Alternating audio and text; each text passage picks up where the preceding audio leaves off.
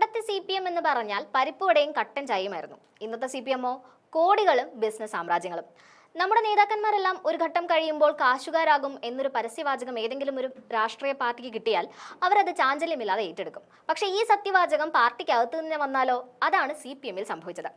പാർട്ടിയിലെ സമൃദ്ധി ഗീതം ലോകത്തോട് വിളിച്ചു പറഞ്ഞ ഒരു യുവ സഖാവിനെ പാർട്ടി ഉടൻ തന്നെ ബ്രാഞ്ചിലേക്ക് തരം താഴ്ത്തിക്കൊണ്ട് അപ്രിയ സത്യങ്ങൾക്ക് തങ്ങളുടെ പാർട്ടിയിൽ സ്ഥാനമില്ലെന്ന് ഉറക്കെ പ്രഖ്യാപിച്ചിരിക്കുന്നു. അഭിനന്ദനം കിട്ടേണ്ടിടത്ത് ശിക്ഷ കിട്ടിയ ആ യുവ സഖാവിന്റെ കഥയും അതിനെ തുടർന്ന് നമ്മുടെ മന്ത്രിസഭയിലെ ചിലർക്ക് തമിഴ്നാടിനോട് തോന്നിയ ഭക്തിയും മുഖ്യമന്ത്രിയുടെ പുതിയ ഐഡന്റിറ്റി ക്രൈസിസും നമുക്ക് പരിശോധിക്കാം. സംഭവം നടക്കുന്നത് തൃശൂരിലാണ്.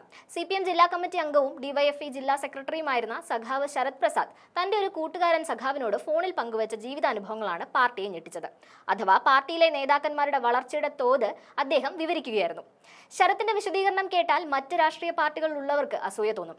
നമ്മളൊക്കെ SFIയിൽ പിരിച്ചാൽ മാക്സിമം കിട്ടുന്നത് 5000 രൂപയാണ്. എന്നാൽ പാർട്ടിയുടെ ജില്ലാ കമ്മിറ്റിയിൽ എത്തിയാൽ അത് 25000 രൂപയായി വർദ്ധിക്കും. ഒരു ജില്ലാ ഭാരവാഹി ആയാൽ പിന്നെ 75000 രൂപ വരെയാണ് പിരിവ്. പാർട്ടിയുടെ വളർച്ചയ്ക്കനുസരിച്ച് സഖാവിന്റെ പോക്കറ്റും വളരും എന്ന് സാരം. ഇതാണ് ശരത് പ്രസാദ് പറഞ്ഞത്. തുടർന്ന് അദ്ദേഹം മഹാന്മാരായ നേതാക്കന്മാരുടെ ജീവിത വിജയം ഉദാഹരിച്ച് പറയുന്നുമുണ്ട്. കണ്ണേട്ടിനെ നോക്കൂ, പണ്ട് കപ്പലണ്ടി കച്ചവടമായിരുന്നു, ഇപ്പോൾ കോടാനുകോടി സ്വത്താണ്. പൊളിറ്റിക്സ് കാരണം രക്ഷപ്പെട്ടതാ. AC മൊയ്തീനൊക്കെ ജില്ലയിലെ അപ്പർ ക്ലാസ് ആളുകളുമായാണ് ഇടപഴകുന്നത്. പാർട്ടിയുടെ സമൃദ്ധിയെപ്പറ്റി ആത്മാർത്ഥത നിറഞ്ഞു തുളുമ്പുന്ന പ്രസ്താവന. പരമാവധി നല്ലത് പറഞ്ഞിട്ടും ആ നിഷ്കളങ്കനായ സഖാവിന് കിട്ടിയതോ ജില്ലാ കമ്മിറ്റിയിൽ നിന്ന് നേരെ ബ്രാഞ്ചിലേക്കുള്ള തരം താഴ്ത്തൽ. കള്ളം പറയുന്നവരോട് പാർട്ടി ക്ഷമിച്ചേക്കും, പക്ഷേ നേതാക്കന്മാരെ കുറിച്ചുള്ള അപ്രിയ സത്യങ്ങൾ പറഞ്ഞാൽ അത് പാർട്ടിക്കൊരിക്കലും പൊറുക്കാനാവില്ല. വളർച്ചയെക്കുറിച്ച് നല്ലത് പറഞ്ഞതിന് ശിക്ഷ നൽകുന്ന ഈ വൈരുദ്ധ്യാത്മകത മറ്റേതെങ്കിലും സഖാക്കൾക്ക് പിടികിട്ടിയോ എന്നറിയില്ല. ഒരു പാർട്ടി നേതാവിന് പണ്ട് കപ്പലണ്ടി കച്ചവടമായിരുന്നത് ഒരു അപമാനമായി കരുതേണ്ട കാര്യമുണ്ടോ? എങ്കിൽ പിന്നെ CPM പണ്ട് അടിസ്ഥാന വർഗ പാർട്ടിയായിരുന്നു എന്ന് പറഞ്ഞാൽ എത്ര വലിയ പുലിവാലാകും. ഇപ്പോൾ പാർട്ടി തന്നെ ശതകോടീശ്വരന്മാരുടെ പട്ടികയിലായിരിക്കുമ്പോൾ പാർട്ടി നേതാവ് ഒരു സാധാ കോടീശ്വരനാകുന്നത് ഒരു സ്വാഭാവിക വളർച്ചയെ കരുതിയാൽ പോരെ? വളർന്നില്ലെങ്കിലാണ് പാർട്ടി അച്ചടക്ക ലംഘനത്തിന് നടപടിയെടുക്കേണ്ടത്.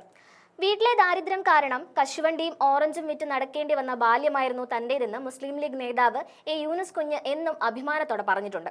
അതുപോലെ കണ്ണൻ സഖാവിന്റെ കപ്പലണ്ടി വിജയഗാഥ പാർട്ടി ഒരു ഡോക്യുമെന്ററി ആക്കി കേരളം മുഴുവൻ പ്രദർശിപ്പിച്ചിരുന്നുവെങ്കിൽ ഒരുപക്ഷെ കപ്പലണ്ടി മുളയ്ക്കുന്നതിലും വേഗത്തിൽ കേരളത്തിൽ വ്യവസായ സംരംഭകത്വം മുളപൊട്ടുമായിരുന്നു. ശരത്തിന് കിട്ടിയ ഈ ശിക്ഷ വെറുതെയല്ല, തരം താഴ്ത്തൽ ഒരു ശിക്ഷ.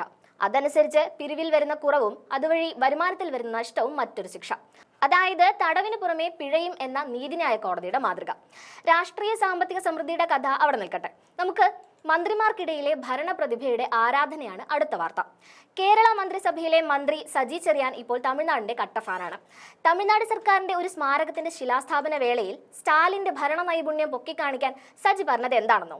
പാർട്ടി കോടതി എന്ന് പറയുന്ന നമ്മൾ പലപ്പോഴും ചില കാര്യങ്ങൾ തീരുമാനിക്കും, പക്ഷെ സമയത്തിനുള്ളിൽ അത് തീർക്കാൻ കഴിയാതെ വരും. തമിഴ്നാട്ടുകാർ അങ്ങനെയല്ല, പറയുന്ന സമയത്ത് അവർ തീർക്കും. അവരുടെ ഗ്യാരണ്ടി നമുക്കില്ല. നമുക്ക് എന്നതുകൊണ്ട് സജി ചെറിയാൻ ഉദ്ദേശിച്ചത് പിണറായി വിജയൻ നേതൃത്വം കൊടുക്കുന്ന കേരള സർക്കാരിനെ തന്നെ ആവാതെ തരമില്ല.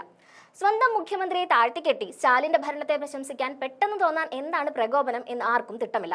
അല്ലെങ്കിൽ സജി ചെറിയാൻ പറയുന്നതിൽ യുക്തി തിരക്കിയാൽ ജനം ചിരിക്കും എന്നതാണല്ലോ സ്ഥിതി. പണ്ട് ഇരുമ്പനം തോടിന്റെ പണി തുടങ്ങിയില്ലെങ്കിൽ കൃഷി ചെയ്യില്ലെന്ന് കർഷകർ ഭീഷണിപ്പെടുത്തിയപ്പോൾ തമിഴ്നാട്ടിൽ അരി ഉള്ളിടത്തോളം കാലം കേരളത്തിൽ ആരും പട്ടിണി കിടക്കില്ല, കേരളത്തിൽ കൃഷി ചെയ്തില്ലെങ്കിലും ഒന്നും സംഭവിക്കില്ല എന്ന് തിരിച്ചു വിരട്ടിയ വീരനാണ് അദ്ദേഹം.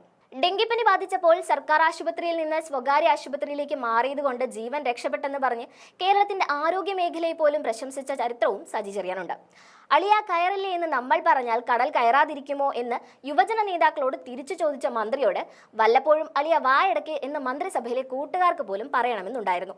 ഈ വിഷയങ്ങളെല്ലാം ഒരു വശത്ത് നടക്കുമ്പോൾ നമ്മുടെ മുഖ്യമന്ത്രിയുടെ കമ്മ്യൂണിസ്റ്റ് ഐഡന്റിറ്റിയാണ് മറ്റൊരു ചർച്ചാ വിഷയം. പ്രസവ വാർഡിനു മുന്നിൽ പ്രവേശനം സ്ത്രീകൾക്ക് മാത്രമെന്ന് പ്രത്യേകം എഴുതി വെക്കാറില്ലല്ലോ എന്നാണ് സഖാവ് AK ബാലൻ പറയുന്നത്.